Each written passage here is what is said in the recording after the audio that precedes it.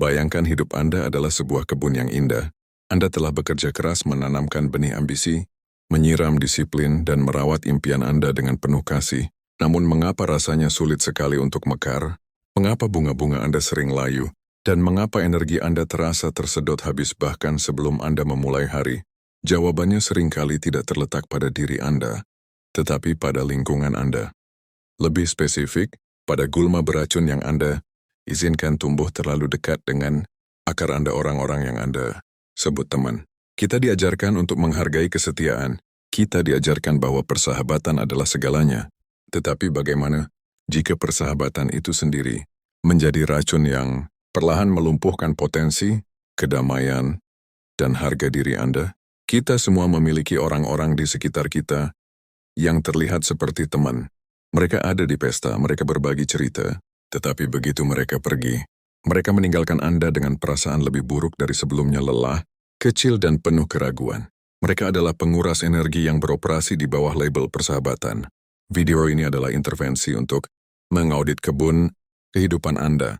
Kita akan membahas 7 tipe orang toksik yang paling umum, tipe-tipe yang tidak hanya memperlambat, tetapi secara aktif menghancurkan perjalanan Anda menuju versi terbaik diri Anda. Mengenali mereka adalah langkah pertama. Mencintai diri sendiri berarti memiliki keberanian untuk menjaga jarak dari mereka. Jika Anda siap untuk mengambil kendali penuh atas energi dan masa depan Anda, dan siap untuk menghadapi kebenaran yang sulit tentang siapa yang layak berada di lingkaran Anda, mari kita mulai dengan tipe pertama, tipe yang paling sering mencuri cahaya Anda. Bagian pertama, tipe pertama, si korban abadi, the perpetual victim. Menjebak Anda dalam lubang kesedihan mereka, tipe orang toksik yang pertama, dan paling sering menguras emosi. Anda adalah si korban abadi, the perpetual victim. Orang ini adalah magnet bagi drama dan kemalangan. Hidup mereka selalu diselimuti oleh awan gelap masalah, dan mereka selalu menjadi korban tak berdosa dari semua keadaan, orang lain atau nasib buruk. Apa yang mereka lakukan pada Anda? Mereka menggunakan Anda sebagai tempat sampah emosional, emotional dumping ground. Setiap interaksi Anda dihabiskan untuk mendengarkan keluhan mereka yang berulang dan ketidakadilan yang mereka alami. Mengapa mereka menghancurkan diri Anda? Pertama, mereka mencuri fokus Anda dari solusi dan menancapkannya pada masalah. Energi yang Anda habiskan untuk mencoba memecahkan masalah mereka adalah energi yang tidak Anda gunakan untuk memajukan hidup Anda. Kedua, mereka menolak solusi. Ketika Anda menawarkan saran praktis, mereka selalu memiliki 10 alasan mengapa solusi itu tidak akan berhasil. Mereka tidak ingin solusi. Mereka hanya ingin simpati dan validasi atas peran korban mereka. Ketiga, stagnasi menular. Karena mereka menolak tanggung jawab atas hidup mereka, mereka secara halus mendorong Anda untuk melakukan hal yang sama. Mereka membuat stagnasi dan menyalahkan menjadi terasa normal. Cara Anda menjauhi mereka, Anda harus menetapkan batasan yang kuat. Alih-alih mendengarkan selama 30 menit, katakan, saya bisa mendengarkan Anda selama 5 menit, tetapi setelah itu, mari kita alihkan pembicaraan untuk mencari satu tindakan kecil yang dapat Anda ambil untuk mengatasi masalah ini. Jika mereka menolak bertindak, Anda harus mundur dari percakapan itu. Prinsip ini mengajarkan Anda dapat membantu orang yang jatuh jika mereka menolak untuk memegang tangan Anda. Lindungi energi Anda dari mereka yang mencintai. Drama mereka lebih dari solusi mereka. Bagian kedua, tipe kedua, si penghancur kegembiraan, the joy killer, menjual kenegatifan dan pesimisme kronis. Tipe orang toksik yang kedua adalah si penghancur kegembiraan, the joy killer, yang juga dikenal sebagai pesimis kronis. Orang ini memiliki filter mental negatif yang ekstrim. Setiap ide baru yang menarik, setiap pencapaian kecil Anda, atau setiap peluang positif yang Anda bicarakan, akan mereka tanggapi dengan keraguan, kritik terselubung, atau prediksi kemalangan. Apa yang mereka lakukan pada Anda? Mereka secara aktif mencoba meredupkan cahaya Anda. Ketika Anda bersemangat tentang tujuan baru, mereka akan mengingatkan Anda tentang risiko, kesulitan atau kegagalan orang lain. Mengapa mereka menghancurkan diri Anda? Pertama, mereka menghambat tindakan Anda. Mereka menanamkan benih keraguan yang membuat Anda takut untuk mengambil risiko yang terkalkulasi. Mereka membuat Anda percaya bahwa ketidakaktifan lebih aman daripada upaya yang berpotensi gagal. Kedua, kekuatan kata-kata, bahasa mereka, yang negatif secara konstan, memprogram ulang lingkungan pendengaran. Oster menjadi pesimis. Mereka membuat ambisi terasa naif dan tidak realistis. Seringkali, kenegatifan mereka adalah proyeksi dari ketakutan dan penyesalan mereka sendiri. Mereka tidak ingin Anda berhasil karena kesuksesan. Anda akan menjadi cermin yang menunjukkan kegagalan mereka untuk mencoba. Cara Anda menjauhi mereka, ubah interaksi Anda menjadi dialog yang fokus pada tindakan alih-alih perasaan. Ketika mereka menyajikan pesimisme, jangan berdebat.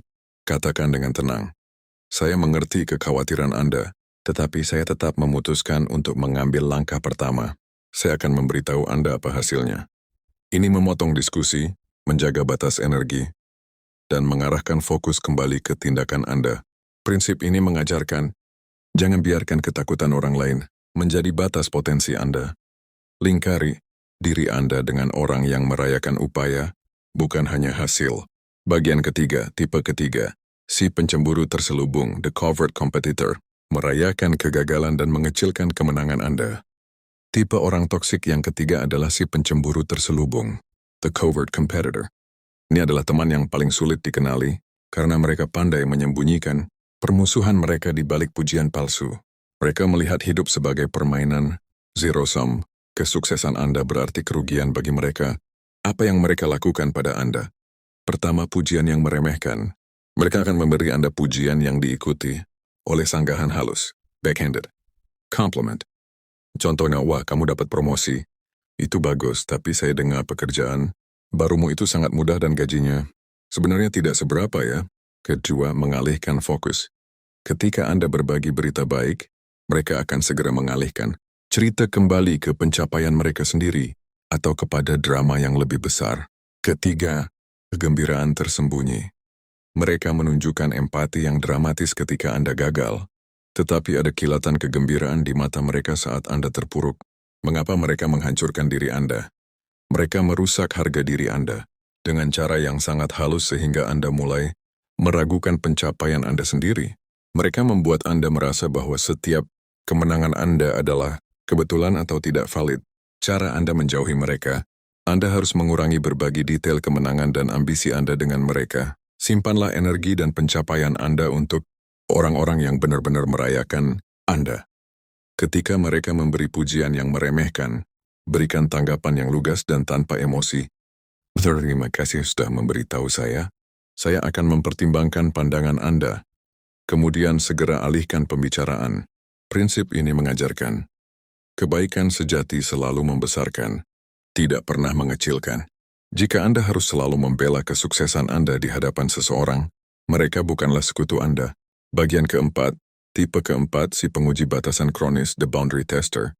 Orang yang terus-menerus menguji integritas diri Anda. Tipe orang toksik yang keempat adalah si penguji batasan kronis, the boundary tester. Mereka adalah orang yang secara konsisten mengabaikan kebutuhan, waktu, dan aturan yang telah Anda tetapkan. Mereka selalu terlambat. Mereka meminta bantuan yang tidak masuk akal, atau mereka meminjam uang tanpa rencana untuk mengembalikannya, meskipun Anda telah mengatakan tidak, atau menetapkan aturan yang jelas. Apa yang mereka lakukan pada Anda? Mereka menghabiskan energi disiplin Anda. Setiap kali Anda harus menegakkan batasan, Anda harus melakukan perjuangan emosional. Mereka membuat Anda merasa bersalah karena memiliki standar. Mengapa mereka menghancurkan diri Anda? Pertama, mereka mengajarkan Anda bahwa standar Anda tidak penting. Jika Anda membiarkan mereka melanggar batasan Anda secara berulang, Anda mengirim pesan kepada diri sendiri bahwa Anda tidak layak dihormati. Kedua, kekurangan waktu. Mereka mencuri waktu dan sumber daya yang seharusnya Anda dedikasikan untuk prioritas Anda sendiri. Cara Anda menjauhi mereka, berhenti berdebat atau merasionalisasi batasan Anda. Gunakan metode, keheningan dan konsekuensi. Jika mereka terlambat 30 menit, berikan satu peringatan. Jika itu terjadi lagi, akhiri pertemuan Anda tanpa marah. Konsekuensi yang tenang dan konsisten adalah satu-satunya bahasa yang mereka pahami. Jauhi mereka dengan memprioritaskan waktu Anda sendiri di atas kenyamanan mereka. Prinsip ini mengajarkan, integritas Anda berbanding lurus dengan seberapa baik Anda menjaga batasan Anda. Orang yang benar-benar menghargai Anda akan menghormati tidak Anda. Bagian kelima, tipe kelima si pengkritik berkedok jujur. The brutal truth teller. Kritik yang disamarkan sebagai kekejaman. Tipe orang toksik yang kelima adalah si pengkritik berkedok jujur. The brutal truth teller. Mereka adalah orang yang sering menggunakan frasa, "Saya hanya mengatakan yang sebenarnya," atau "Saya harus jujur padamu," sebagai lisensi untuk bersikap kejam dan menghakimi. Apa yang mereka lakukan pada Anda? Mereka memberikan kritik yang tidak membangun, seringkali menyerang karakter Anda alih-alih perilaku Anda. Kritik mereka membuat Anda merasa kecil, bodoh, atau tidak layak. Mengapa mereka menghancurkan diri Anda? Mereka menghancurkan kepercayaan diri Anda. Mereka menciptakan lingkungan ketakutan, di mana Anda takut untuk mencoba hal-hal. Baru karena Anda tahu kritik, mereka yang menyakitkan akan menunggu. Anda berhenti mengambil risiko, dan Anda berhenti tumbuh. Kritik yang sehat selalu. Pertama, spesifik pada perilaku, bukan karakter. Kedua, diberikan dengan maksud membantu. Ketiga, disampaikan dengan empati. Kritik yang toksik bersifat menghina, menghakimi, dan disampaikan di depan umum atau pada saat Anda paling rentan. Cara Anda menjauhi mereka ketika mereka memulai serangan berkedok kejujuran. Potong mereka dengan tenang. Tanyakan, apa satu tindakan spesifik yang dapat saya lakukan untuk memperbaiki hal ini? Jika Anda tidak punya saran perbaikan, maka saya tidak bisa menganggap ini sebagai masukan yang konstruktif. Ini membalikkan beban pembuktian kepada mereka. Jika mereka tidak bisa memberikan solusi, mereka hanya melecehkan, dan Anda memiliki hak untuk mengakhiri interaksi itu. Prinsip ini mengajarkan, jauhi siapapun yang menggunakan rasa sakit Anda sebagai kendaraan untuk melampiaskan ketidakbahagiaan mereka sendiri. Lindungi pikiran Anda dari kekejaman yang tidak perlu. Bagian keenam, tipe keenam si pengatur waktu dan prioritas Anda, the time thief. Mengajak Anda ke kebiasaan lama yang merusak. Tipe orang toksik yang keenam adalah si pengatur waktu dan prioritas Anda, the time thief. Ini adalah teman yang secara konsisten mengajak Anda ke aktivitas yang tidak produktif atau kebiasaan lama yang merusak kemajuan Anda. Mereka tidak harus jahat. Mereka hanya tidak menghormati tujuan Anda. Ketika Anda berkata, "Saya harus belajar untuk ujian," mereka berkata, "So ayolah sekali ini saja. Ujian bisa menunggu." Apa yang mereka lakukan pada Anda? Mereka membuat disiplin terasa menyedihkan dan sendirian. Mereka membuat Anda merasa bahwa memilih pertumbuhan di atas kesenangan instan adalah kesalahan sosial. Mengapa mereka menghancurkan diri Anda?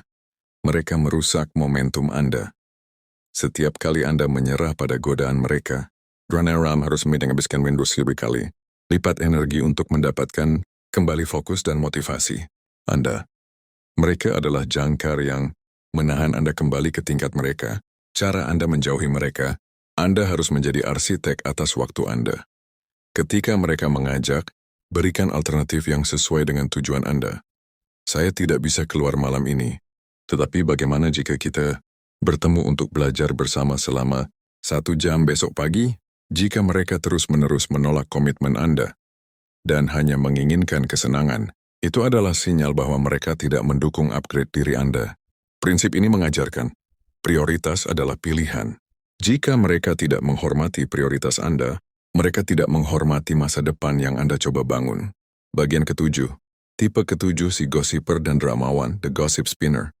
Meracuni lingkaran sosial dan mentalitas Anda. Tipe orang toksik yang ketujuh adalah si gossiper dan dramawan, the gossip spinner. Mereka adalah orang yang hidup dan bernapas dari informasi negatif tentang orang lain dan drama yang konstan. Apa yang mereka lakukan pada Anda? Mereka meracuni percakapan Anda. Mereka mengisi waktu Anda dengan negativitas tentang orang ketiga yang tidak ada di sana. Mengapa mereka menghancurkan diri Anda? Pertama, racun mental. Ketika Anda terus-menerus mengonsumsi gosip, pikiran Anda menjadi negatif, berfokus pada kesalahan orang lain alih-alih peluang dan solusi Anda sendiri. Kedua, pelanggaran. Kepercayaan, ingatlah ini. Jika mereka membicarakan orang lain kepada Anda, mereka pasti membicarakan Anda kepada orang lain.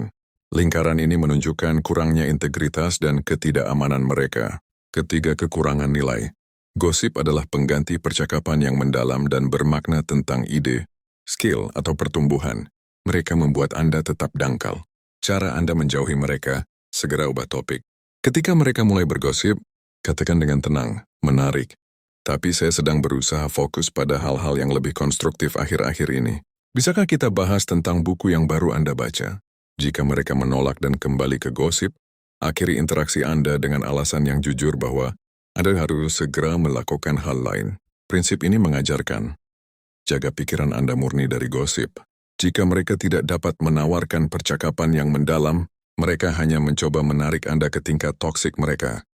Kita telah membedah 7 tipe orang toksik gulma, beracun yang mengancam untuk mencekik akar ambisi, kedamaian, dan pertumbuhan Anda.